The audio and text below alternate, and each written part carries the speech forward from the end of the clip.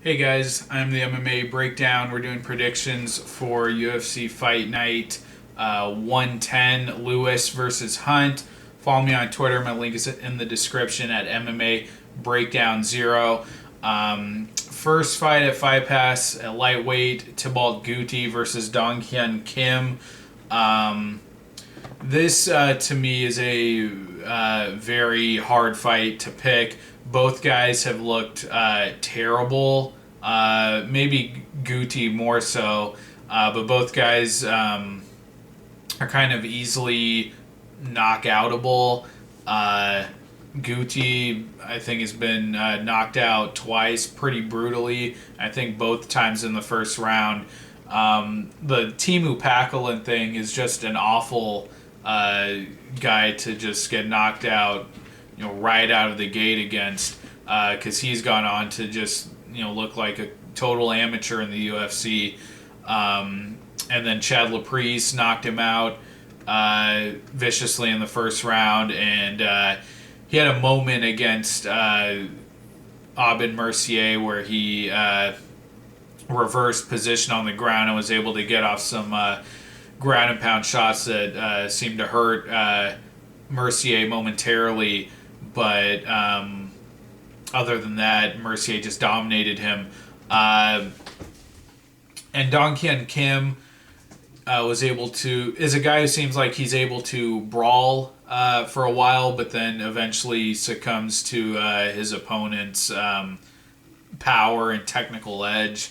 Polo Reyes, it was a fun brawl. Polo Reyes eventually got the better of him, and then against Dominique Steele, it was just had a big athletic advantage.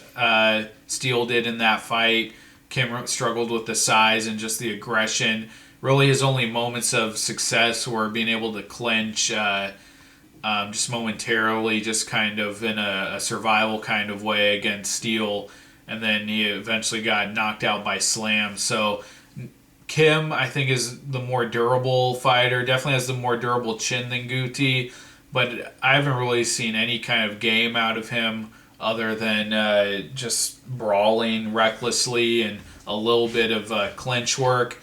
Whereas Guti seems like he at least tries to be a technical striker, was pumping the jab a little bit against Laprise, and I just think there's a little bit more of some kind of a game there. So I'm going to go with Guti, but his chin is terrible. Getting knocked out, in seconds by Timu Pachele, probably one of the worst fighters on the roster, is terrible. Both these guys are terrible. I'm going to go with Guti, but definitely a crapshoot. A women's strawweight, J.J. Aldrich versus Chan Gian. J.J. Aldrich, I didn't think she didn't look very good against Juliana Lima. Just kind of, it was a lackluster fight, and she just kind of methodically got out wrestled and even outstruck. And I think I watched one of her fights. I think it was against Rose as Acevedo. I think I watched another one where she got a TKO by knees to the stomach.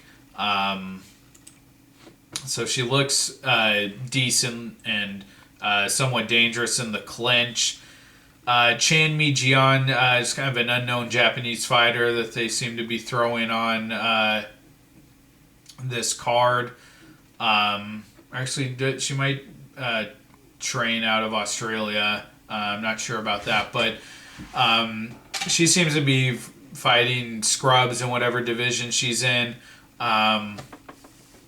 But she looks like she has an ability to get the fight to the ground, and from there can kind of dominate. I think she had a submission win on her record, and kind of opens up with ground and pound when she's able to get the fight to the ground. And I don't know, Aldrich I just think she looks a little too content with sitting back and not dictating the pace of the fight. Lima was able to kind of bog her down into a slow, grinding kind of fight. And I don't know. I think Gian might have something there with the ground game. So I'm actually going to go with Gian here, which seems kind of crazy. Unknown Japanese fighter, which is usually a bad sign against fighter who's has Invicta level experience. But yeah, I'm going to go with Chanmi Gian, I think. All right, at welterweight, Kichi Kunimoto versus Zach Ottow. Another kind of hard fight to predict. I think Kichi Kunimoto has decent enough wrestling here to probably at least get it on Ottow's legs, hold him up against the fence, play that kind of game. It managed to get him a decision he didn't deserve against Richard Walsh, where he was in danger of getting knocked out. Ottow is kind of weird, just kind of wants to kickbox at mid-range and doesn't really do a whole lot else. Ate a lot of overhands from Sergio Moraes, got taken down. And then against Berkman, just barely edged him in the most razor thin of ways. But I don't know. We've seen more of a complete game, I think, from Kunimoto. He can take guys down, even against Neil Magny. Had some success out wrestling him in that fight. I'm gonna take Kunimoto. But it's a very weird fight. And neither guys, I think, really have any business being in the UFC.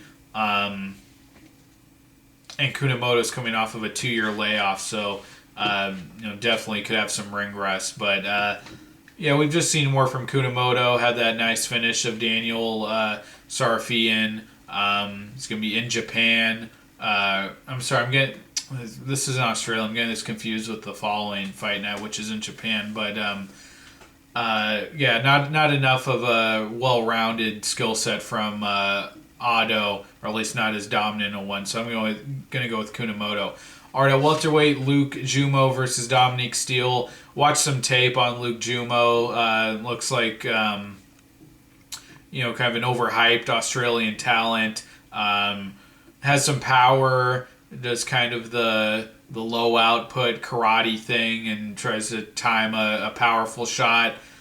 And I just don't see it working against Dominique Steele, who his game is still kind of rough around the edges, but just a total workhorse, very physically strong, and just can grind on guys. We already talked about his fight with Dong Kien Kim, knocking him out by slam. And then had a very competitive fight with Danny Roberts and also Court McGee. He could have won both of those decisions, and not great competition. But I don't know. Jumeau just seems that he needs space too much. I think Steele's going to take that away from him, make it a very dirty, in his face kind of fight. And I think the competition he's faced in the UFC is probably significantly better than Jumeau's competition. So Dominique Steele by decision, I guess. At flyweight, John Moraga versus Ashkan Mokhtarian, another debuting Aussie. I almost wanted to take Mokhtarian here. Had some fights. I guess on the Australian circuit. It seems like he just kind of wants to come out and get the fight to the ground as quickly as possible, and from there just pound out his opponents. And I really almost wanted to take him against Moraga, but I kind of brought myself back down to earth. And even though Moraga's been super disappointing, and I just think has been exposed as a guy who is a very limited boxer wrestler and cannot compete with not even elite guys, but the Mateus Nicolau fight, he just could not get anything going, could not get into a rhythm at all. He just doesn't really have a game to compete in the UFC anymore. 3-fight losing streak, thoroughly outstruck and outworked by Pettis, Nicolau, and Benavidez. And really his only impressive wins are against totally irrelevant guys. Willie Gates, Ulysses Gomez, Chris Carriasso, and then the Ortiz and Scoggins fights. Everyone thought he lost the Ortiz fight, and Scoggins was totally tooling him before he submitted him. So I don't have confidence in Moraga, but this guy Mokhtarian, and if you haven't noticed, a common theme here is that the Aussie fighters, their level of competition doesn't look very good. The Australian circuit, I think, is weak, and I think that's kind of generally accepted in the MMA community. So I have to go with Moraga, who is actually has an American wrestling background and has been in there with elite guys. So I'll take Moraga, but a guy who's been as bad as Moraga, I think stands a chance of losing against anybody. So weird fight, but I think definitely makes sense to take Moraga. All right, at lightweight, Damian Brown versus Vince Pichel. I like this fight. Vince Pichel, coming off of a super long layoff, hasn't fought since May of 2014, so 3 years. But his last fight was a really good performance for him against Enja Kawani. Totally dominated Enja Kawani, took him down at will, had some big slam takedowns. It was a real kind of taking him behind the woodshed kind of beating that Pichel put on Enja Kawani. But then he's had some really lackluster fights. The fight just before that against Garrett Whiteley was pretty awful, and that's against a no-name fighter. And then Habalov, highlight reeled him. So, definitely some concern there in Pichel's all-around game. And Damian Brown has looked really good. I think he's overperformed against John Tuck, against Cesar Arzamendia. He's an aggressive boxer, has power in his hands. He's a creative boxer, and just a really confident fighter. Fights with a lot of emotion and heart. And I just don't think we've seen enough striking skill out of Pichel to think that he can outstrike Brown. And he might be able to out-wrestle Brown. And Brown is a little chinny. Arzamendia cracked him before Brown knocked him out. John Tuck cracked him hard and almost pounded him out in that first round, but he survived. Brown's been tough. He's been building momentum. Fights with a lot of heart, good boxer. Just too much, I think, for a guy who only really has one good performance in the UFC that came 3 years ago and hasn't fought since then. So I'm taking Damian Brown by decision. All right, on to the FS1 main card. At featherweight, Alexander Volkanovski versus Mizuto Hirota. I know I'm going to surprise everyone with this pick, but Volkanovski, I think, is just kind of overrated. Seems like a guy kind of seems to have the same kind of game as Mokhtarian. He's just a lot better and more skilled at it, and that's just trying to come out, bulldoze guys, muscling them to the ground and then pounding them out. And in his debut fight against Yusuke Kasuya, he got put on his back and controlled a little bit in that first round before he was able to reverse position and in that second round pound out Kasuya. I just think there's not enough finesse to his grappling game, even to his ground and pound. Just seems really like an all brute force kind of guy. And Mizuto Hirota, had a 2-fight losing streak in the UFC in his first stint, and then since coming back,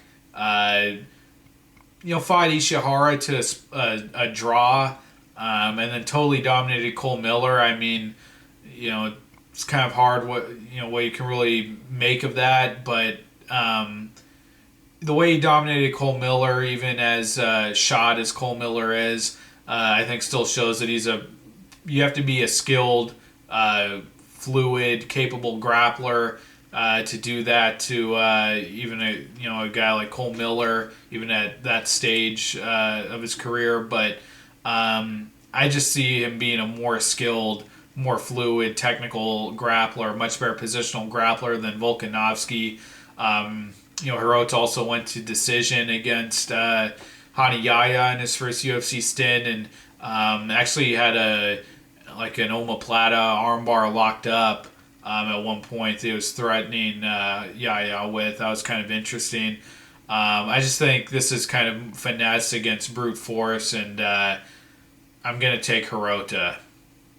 All right, at flyweight, Tim Elliott versus Ben Nguyen. This is going to be another big upset pick that I'm making. I'm taking Ben Nguyen. And I know everyone's really excited about Elliott coming off of his performance against DJ and his recent win against Louis Smolka. But the thing about Elliott is that, as wild as he is, going for all of these, engaging in these crazy scrambles and exchanges on the mat, and all these wild submission attempts that he, goes full throttle for.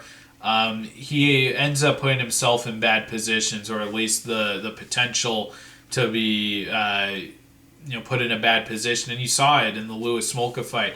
Smolka attempted a lot of submissions in that fight off of really reckless scrambling from Elliott, and they were pretty serious submission attempts. They were pretty close, a few of them. Ben Nguyen's just got a much more controlled game, and on the feet is where I think we're going to see a huge, kind of difference in ability.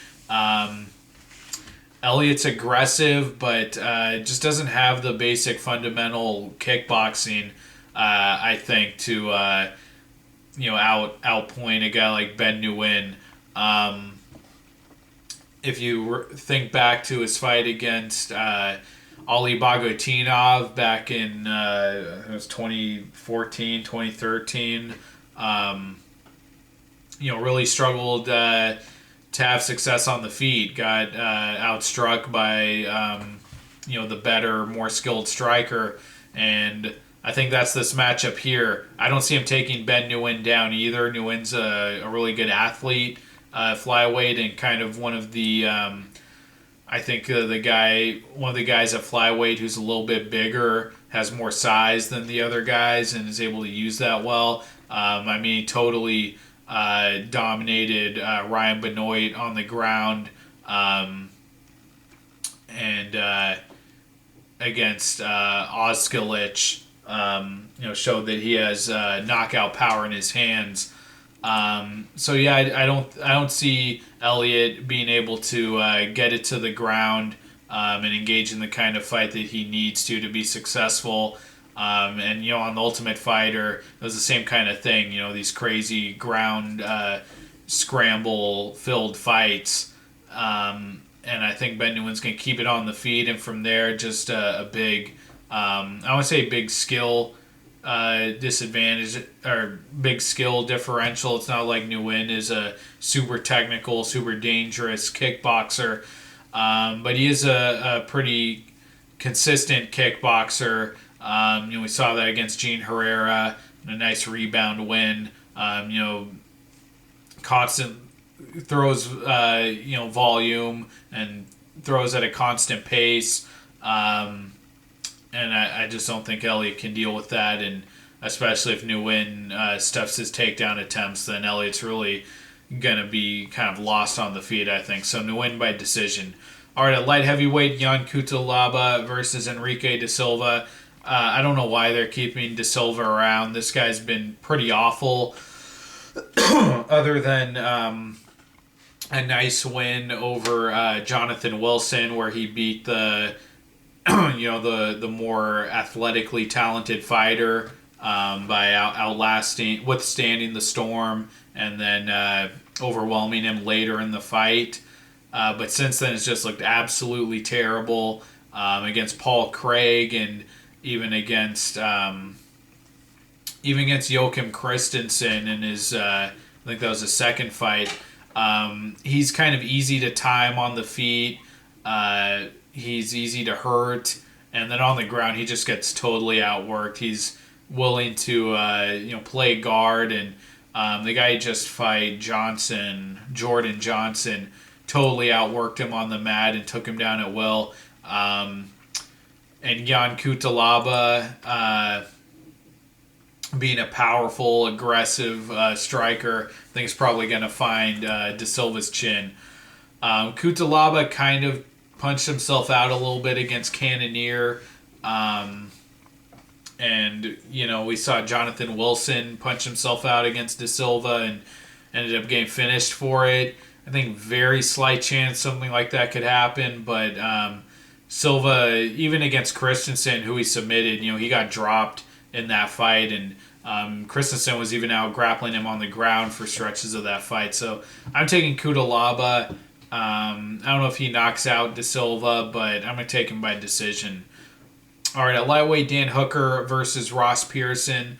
I'm going with Ross Pearson here. Dan Hooker just doesn't seem to have a complete enough game, really, to hang in the UFC. Got thoroughly struck by Jason Knight.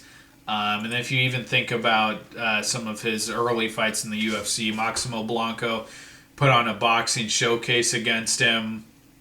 Hatsuki Oki was dominating him before he landed the head kick KO in the third round. It was really just that, I think, debut fight against Ian Entwistle where Entwistle was doing his leg lock thing, and Hooker knocked him out with elbows.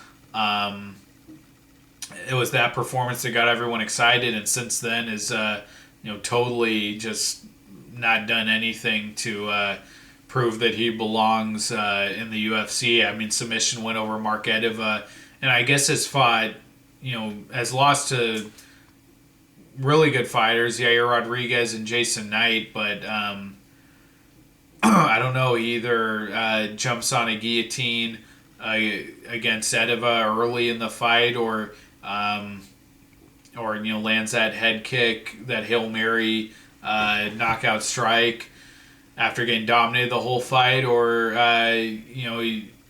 you fight dumb like Entwistle and you'll capitalize. But other than that, we just haven't seen much of a game. And Ross Pearson, on the other hand, man, I feel bad for Ross Pearson because this 3-fight losing streak he's on, at least against Masvidal and Will Brooks, I thought he showed up in both of those fights like he never has before in his career. I thought, honestly, he won the Brooks fight. He looked better than Brooks, was backing him up, outlanding him on the feet, and Brooks struggled to take him down. Did get it eventually, but didn't do a whole lot with it, and had a lot more takedown attempt stuff than he landed. And then the Masvidal fight,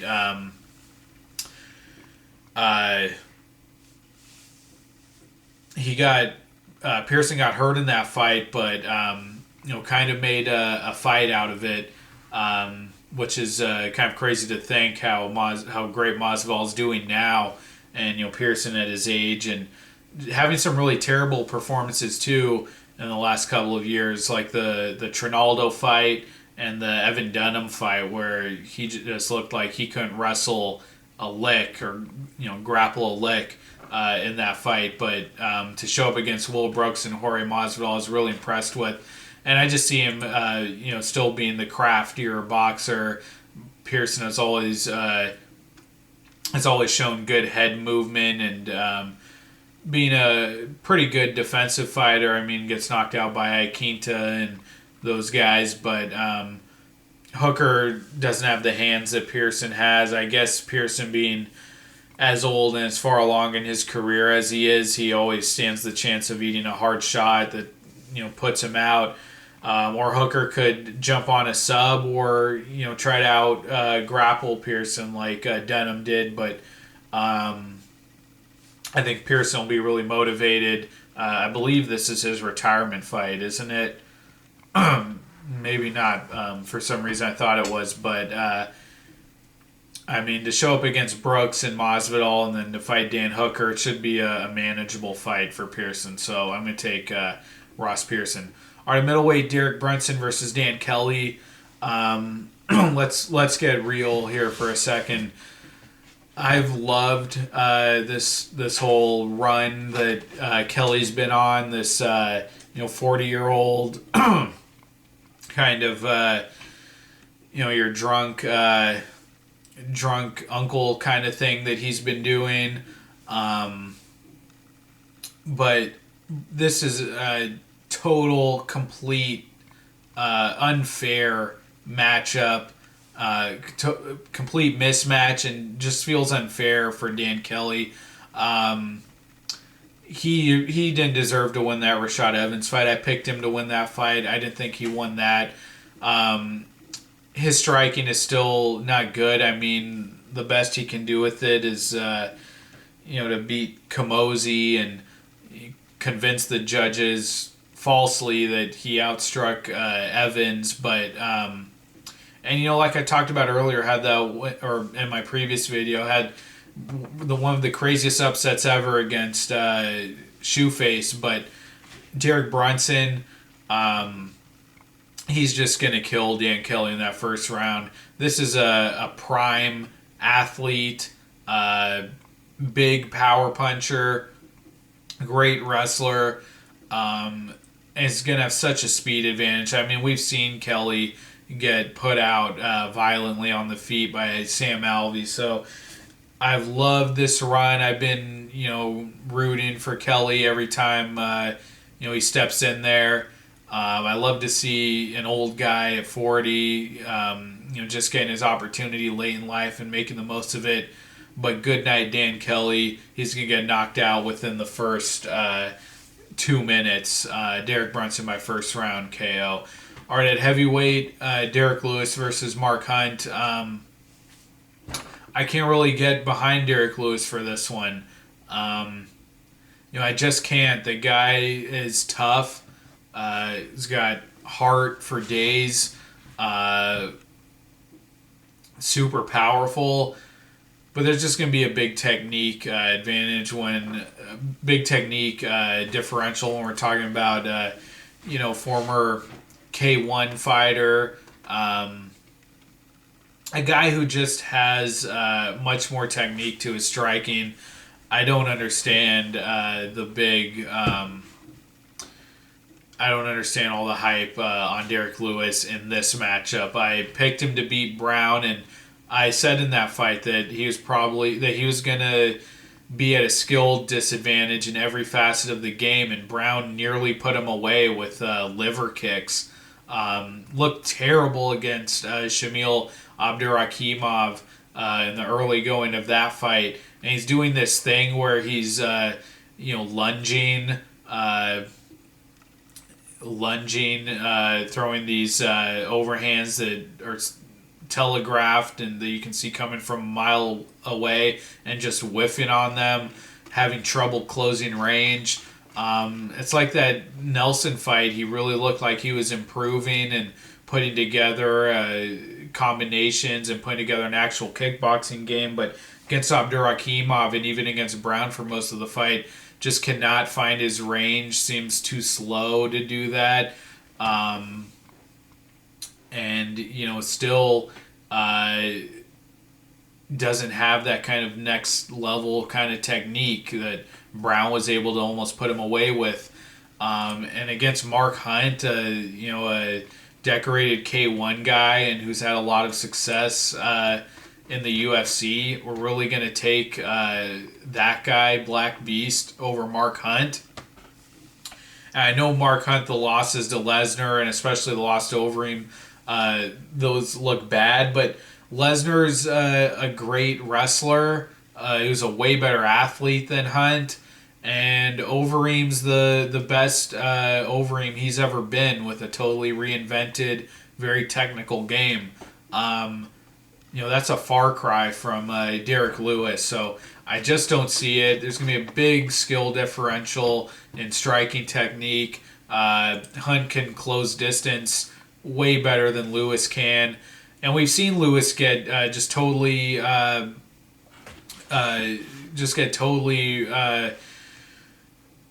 embarrassed and exposed on the feet by Mitrione and Jordan, guys who aren't even in the UFC anymore. So I really don't see the push for Lewis here. I'm taking Hunt by, I don't know if first round, but I'd say this doesn't go past the third round. So Hunt by KO, maybe second round.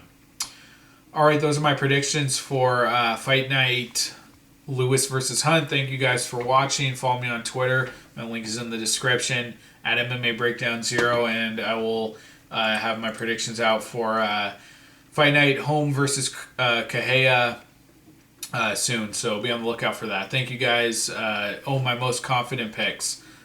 Sorry, I forget to do these sometimes, but let me take a look at my notes here, because I came prepared this time, and I don't want to screw this up for you guys. So my most confident picks are Hunt. Well, definitely first off, Brunson, and then we're gonna go with Nguyen, Mark Hunt, Ross Pearson, and Gian Cutelaba.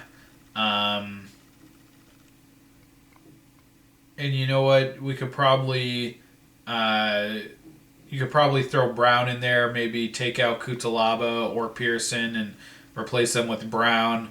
But yeah, Brunson, Hunt, and Nguyen, those would be my big three for this one. All right, guys. See you next time. Bye. Hey, guys. Correction I have to make.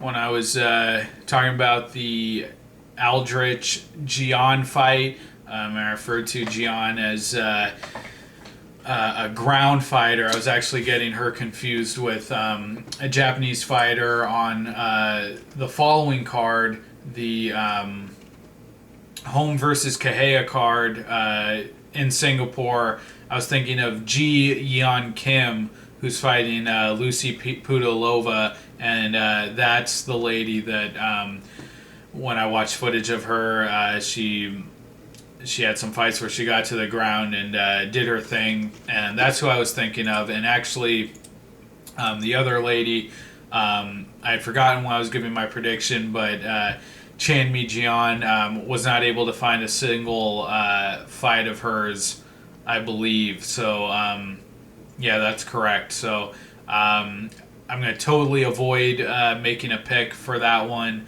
So scratch everything I said. I'm going to leave that one as TBD, as far as my picks go.